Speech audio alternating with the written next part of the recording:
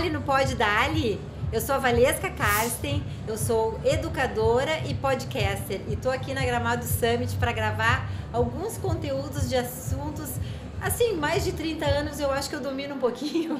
A gente, né? Educação, maternidade, falar de cenários de futuros e hoje eu tô aqui com a Silvia Berger.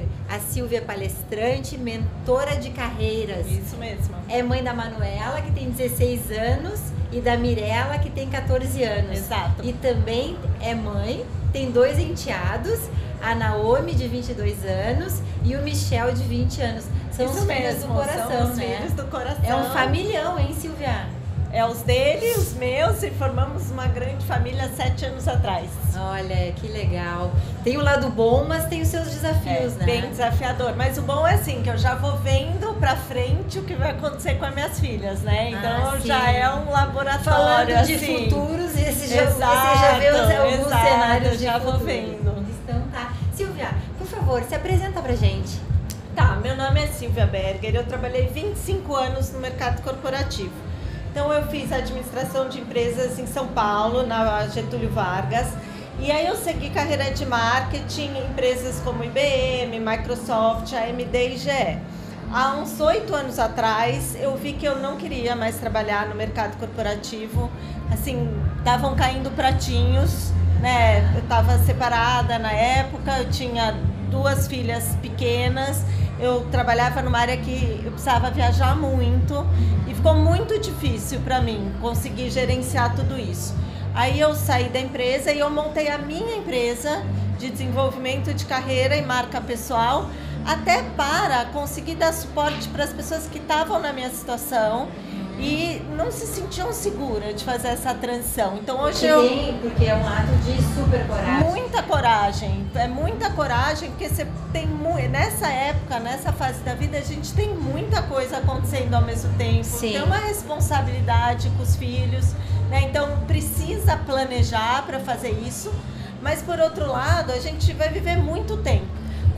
Quanto tempo foi essa decisão? Há quanto tempo? Olha, faz uns 8 anos atrás. E eu acho que há 8 anos atrás as empresas eram diferentes do que elas são hoje, porque as mulheres hoje conseguem se posicionar mais. Exatamente. Porque a gente praticamente tinha que administrar tudo sozinha, então, né? E sem flexibilidade. Se fosse antes, se fosse depois da pandemia, talvez eu não teria saído. Né? Não existia o remoto, aquele modelo ainda de controle era muito mais forte do que é hoje, né? Esse conhecimento de liderança humanizada, de entender de equilíbrio de vida, né? A pandemia trouxe muito disso. A pandemia, o século XXI veio, assim, ele virou. Ele virou, assim, muitos hábitos. Como é que, por um lado, a gente fica pensando, foi pouco tempo para tanta mudança, né? Não, assim, mudou completamente o mindset de todo mundo.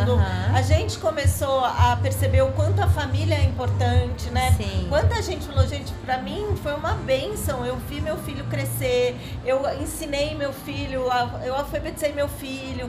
Então, este lado, ressignificou. Se você falasse na empresa naquela época, eu não quero viajar porque a apresentação de balé da minha filha, acho que iam me mandar embora, né? Ai, que descomprometimento. Hoje você pode falar isso. Pode e deve. Porque exatamente. Hoje é comprovado que as empresas que cobram alta performance são as que acolhem as necessidades das mães e das mulheres. Porque exatamente. Imagina se você pode se dedicar para organizar uma festinha de aniversário, levar o filho ao médico ou poder convalescer de uma doença, você volta.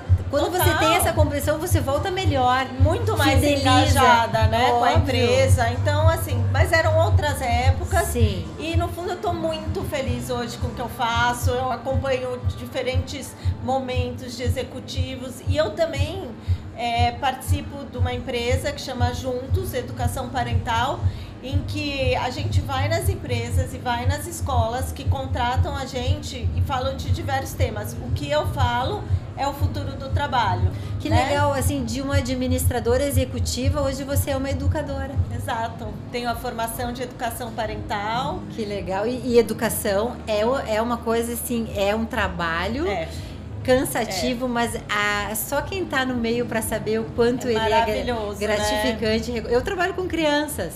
né? Mas trabalho também, educação parental, às vezes Não, é um desafio. Tá junto, né? É um desafio, porque a gente tenta pôr em prática algo que a gente não foi criado dessa forma, né? Assim, meus pais me criaram de uma maneira muito autoritária, no sentido de eles mandavam, a gente obedecia. Sim, porque era assim. Era assim, não precisava justificar, não precisava...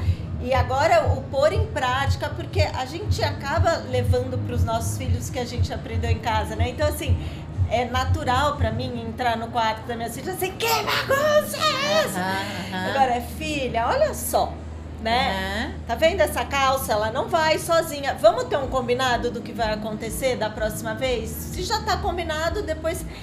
Mas assim, né, na hora H nem sempre. Mas eu acho que assim, né? acho que a gente a grande questão é achar o equilíbrio. Exato. Às vezes a gente larga que porra é essa? Larga. Porque fica horrível da gente fazer tudo, porque parece que é uma fada. Eu cheguei à conclusão que em casa eu tenho uma dificuldade de pedir. Porque às vezes eu tenho dificuldade de ficar naquela narrativa de se ensinar a fazer. Enquanto eu falei todo aquele discurso, eu já fiz 200 coisas. Exatamente. E aí acaba que a galera fica naquela zona de conforto. Então eu acho que os nossos... A minha mãe, eu lembro de chegar da escola e ela tirar tudo do meu armário e botar em cima da cama e eu não poder ir pra cama. E aí eu tinha que arrumar o meu armário, eu detestava. E nem precisava falar nada, né? E aí eu tinha que fazer... Porque, tipo, ela era a dona da casa. Mas acho que agora tem uma confusão. Como é que você vê isso? Porque tem uma confusão entre os pais negociarem demais. E aquelas crianças pequenas, sem condições de entender aquela negociação, acabam indo e aquilo não termina. Eu acho que tem muito a ver com a internet, né? Na hora em que a gente tinha, como nossos pais, muito uma referência. Né? Toda a parte do conhecimento, toda a parte vinha deles. A gente não tinha acesso a absolutamente nada. Eles eram nada, a nossa enciclopédia. Eles liam um jornal, eles eram a nossa enciclopédia, exatamente, atualização. Você não tinha acesso, a Barça não ia mudar, né? Então a única acesso que você tinha eu acho que a questão hierárquica do poder era porque eles eram poderosos, porque eles sabiam mais do que a gente. Eles tinham conhecimento, então... Naquela época, o que tinha valor era o conhecimento. Sim. O que hoje em dia não é mais. Né? Hoje o conhecimento foi democratizado. Tá no bolso. Todo mundo telefone. tem acesso. E aonde se diferencia com essas habilidades que a gente tem socioemocionais de saber usar isso. E o repertório. E o repertório, exato, a experiência. Por isso que eu acho que depois a gente volta, mas quando a pessoa é muito mais experiente, fica, eu não vou me recolocar. Se você souber usar para o seu bem essa experiência, você vai. Os jovens hoje, eles têm acesso a essas informações, então eles têm agora na cabeça deles ferramenta para entrar em combate, né? Para te contradizer, E outra, que eles têm a manha de lidar com tudo aquilo. Total. E eles não nos ensinam. Hoje o poder está na mão deles. Porque assim, outro dia eu estava ouvindo a palestra do Dado Schneider e ele falou assim, sabe quando que você percebe que você domina a tecnologia? Quando você faz as coisas e não precisa perguntar para os seus filhos. Não é? Porque assim, às vezes eu olho assim, não vai ser possível que eu não consiga localizar um filme no streaming para eu colocar. E aí quando vai perguntar, eles vão lá e fazem, não, mas me ensina. Não, eles não ensinam a gente. Exatamente assim. E às vezes você tá do lado deles, eles arrancam da sua mão. E assim, fazem. Ele fala, mãe, me manda não sei o que, aí eu tô lá, daqui, não vai ser igual, mas é exatamente isso. Mas eu não né? desisto, sabe? Às vezes eu dou uma notadinha porque eu digo, eu não posso ficar dependente digitalmente das pessoas desse jeito. Mas eles realmente, eles nos enfrentam. Mas eles têm uma coisa que a gente, não tem uma coisa que a gente tem. Vai colocar essa faixa etária para gravar um podcast assim. Eles morrem de vergonha, não é? Não, mas sabe por quê? Porque a gente desenvolveu a comunicação desde cedo. Você tinha que conversar com o seu amigo no telefone. Você não escrevia para o seu amigo. Faz todo sentido. Você tinha que falar o que você sentia, você tinha que falar o que você queria, você precisava encontrar para marcar de encontrar. Eles, quantas vezes você já não viu jovem um do lado do outro no celular? Aconteceu uma coisa tão louca, a gente saiu para almoçar uns amigos e o filho de uma dessa minha amiga era muito amigo da filha de outra. Se falavam o dia inteiro pelo WhatsApp, vamos todo mundo, aí eles vão juntos. eles não conseguiram trocar uma palavra, eles só sabiam se comunicar pelo WhatsApp. Mas isso que você está falando faz muito sentido. Eu fiz uma pesquisa na pandemia chamada Paisdemia e eu entrevistei muitos pais e adolescentes. E eles, as primeiras festas que foram liberadas, que as pessoas podiam conviver de novo, eles não sabiam onde colocar os braços. Não, era desesperador, foi muito complicado. Tipo, eu peguei minha filha, ela começou a pandemia criança e saiu adolescente. Mas ela não tinha feito essa passagem para adolescentes. Então é exatamente isso, ela já tinha idade para ir nas festas, mas ela não tinha a menor noção de como se comportar. Os meninos não tinham a menor noção de como chegar e puxar um papo. E aí eles se falam só, então assim, em festas eles se conhecem, trocam o Instagram, aí ficam só depois se conversando por mensagem. Ou fala por FaceTime, mas assim, é diferente do olho no olho. Totalmente diferente, você tá protegido, né? A falsa ideia é que está protegido. É muito triste ver como isso... E aí esses jovens que começaram a trabalhar na pandemia e tal, e estão no remoto, eles acreditam que funciona, porque funcionou, tinha que funcionar. E eles não conseguem entender a diferença de um presencial, né? O que existe fora daquela estrutura organizacional formal. E para quem já veio do mercado antes, a gente sabe que a empresa não funciona pelo organograma. Né? O que funciona numa empresa é um organograma paralelo de quem são suas conexões, né? É você ir na área do fulano e falar, você consegue ver isso pra mim? E o cara na hora, mas é isso que funciona. Então você está num remoto, você nunca trabalhou na empresa. Já visto por todos esses summits que tem e são um sucesso. Total. É isso? Então, assim, eu vim pro Summit, vi palestras excelentes. Tá gostando? Muito. Você tá gostando? Achei excelente, de verdade. Palestras nível muito alto. Mas esses relacionamentos que a gente faz... Network. Né, porque assim, não é sobre ir atrás do que você já sabe que você precisa. Você descobre coisas que você nem sabia que existia e pode usar. Né? Então, esse networking é fundamental. E o jovem hoje tem uma dificuldade de entender porque ele não sabe nem fazer, né? Sim. Então, é um problema isso. Sim. E agora, puxando essa questão da educação parental, como que é esse seu trabalho? Me conta. Então, as palestras que eu dou, elas focam muito em ensinar os pais como é o mercado de trabalho hoje, como é a dinâmica do mercado de trabalho, como dar um suporte para o filho escolher a carreira, né? O que esperar disso, por que que é importante. Como se fosse um letramento para os pais de como está o mercado de trabalho, para eles poderem entender o que esse filho está desejando. Mais do que isso, uma tradução. Né? É conseguir respeitar, porque o que acontece, né? Eles vêm, nós pais, a gente vem de um mercado onde ficar mudando de empresa é muito ruim, né? Então, quanto mais anos você passava na mesma empresa, mais respeitado você era, né? Então, qual era o maior case de sucesso? O cara que entrou como motoboy, ou mesmo que seja estagiário, hoje é presidente da empresa. Esse era, assim, case de sucesso máximo. E você ficava numa carreira só, porque qual era a referência de sucesso? Quanto você ganhava em seu cargo. Se você estava feliz, ninguém estava preocupado com isso. E as pessoas nem se questionavam, né? É meu trabalho, eu vou fazer bem feito porque eu quero subir. Então os pais vêm, muitos ainda vêm com esta expectativa para os filhos, né? E a parte do comando-controle, existe uma hierarquia, o chefe que manda, o funcionário obedece. Aí você vai para uma realidade hoje que não tem nada a ver com isso. E eles vivem experiências. A questão da fidelidade, que era um valor, e agora não é que não são fiéis. É porque ou se conecta com aquele propósito ou não. Exato. Eles vivem hoje muito mais pelo propósito deles, que envolve muito equilíbrio de vida, envolve muito o estar feliz com o que está fazendo, né? Então eles querem focar muito mais no que eles gostam de fazer e no que eles fazem bem. Sim, né? Eles também, a gente construiu o patrimônio, eles não precisam se preocupar com uma casa própria, uma coisa até precisar, né? Até precisar. Mas eles sabem que a gente tem. Então, isso é uma coisa que os pais têm que tomar muito cuidado, né? Para não dar essa garantia para os filhos não acharem que... E tem pais que também não têm. E mesmo assim, os filhos, eles estão dispostos a viver com menos, desde que estejam fiéis ao seu propósito.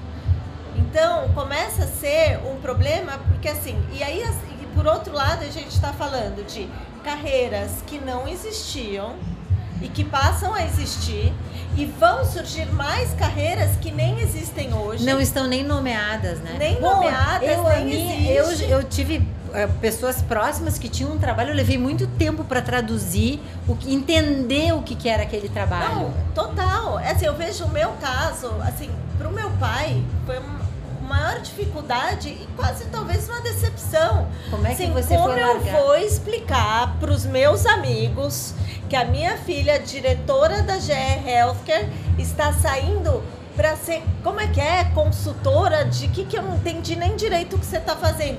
Assim, isso não existia. Sua maluca. Entendeu? Ai, porque você não está feliz. Você entende? Então, os jovens, tem muitas pessoas que pensam ainda igual meu pai. Né? Porque eu fui criada ainda para ser disso, sim, né? Se eu não fosse muito mais forte que eu, talvez eu seguiria no mercado. Então eu ensino os pais, com a dinâmica desse mercado hoje, a importância do filho escolher a carreira dele e que talvez não vai ser nem engenheiro, nem médico, né? Nem arquiteto, nem advogado, vão ter outros nomes que talvez ele nem vai entender. E que ele pode começar numa e mudar para outra. Exatamente. Porque vai somando as experiências. Exatamente, que isso vai só aumentando o repertório, aumentando. E isso é um ativo para ele. E aí você faz essas mentorias e você conversa assim com o adolescente, o jovem adulto e com a família? Então, como é que é essa dinâmica? Então, nesse programa, o público são os pais, né? Educação parental mesmo. E você fala em escolas? Eu falo em escolas e falo... as escolas fecham com essa empresa e a gente, conforme a necessidade, perfil, né? Se é ensino médio, se é... E outra coisa que eu faço também, esporadicamente, algumas faculdades têm entrevista agora, né? Como se fosse entrevista de emprego. Porque as próprias faculdades entenderam que não basta só ter o conhecimento técnico. Então, a AGV tem entrevista. Então, tipo um teste vocacional? Assim? Não. É entrevista igual de empresa. Com o candidato. Entrevista para entender quais são as competências. Sim. Então, são perguntas diferentes para cada candidato, mas em torno do quais seus pontos fortes, me deu uma situação em que você liderou alguma coisa, muito me deu uma situação em que você errou, como você lidou com isso. É igual entrevista de empresa hoje, né? Porque as empresas também estão focadas hoje mais nas habilidades e no perfil da pessoa. Que são entrevistas por competência. E até porque o próprio candidato na universidade, ele vai ter uma noção, porque às vezes a universidade esclarece o currículo, porque às vezes não tem nada a ver. Exatamente. E pode ver assim, ele pode ter muito conhecimento, mas ele não tem as habilidades que vão ser necessárias para ser um bom profissional nessa área. Né? Então, eu acho isso excelente. Então, como essa preparação para entrevista eu já faço para executivos, então algumas amigas me chamaram, então esporadicamente faço. E é muito interessante ver a dificuldade que é, não só dele falar dele, porque até os executivos, a gente tem uma barreira, né? De conseguir falar da gente, de aceitar o que é nossa vulnerabilidade, claro, que não é... Mas o jovem, que nem a gente falou, ele tem a dificuldade até de conseguir se posicionar, né? De conseguir... Então, assim, eu faço um trabalho de autoconhecimento antes, de entender... Sim, de preparar para ele conseguir daí responder. Sim, recuperando um tempo de uma habilidade social que nos foi tirada com a pandemia. Exatamente. E como que faz, Silvia, para as pessoas se conectarem com você?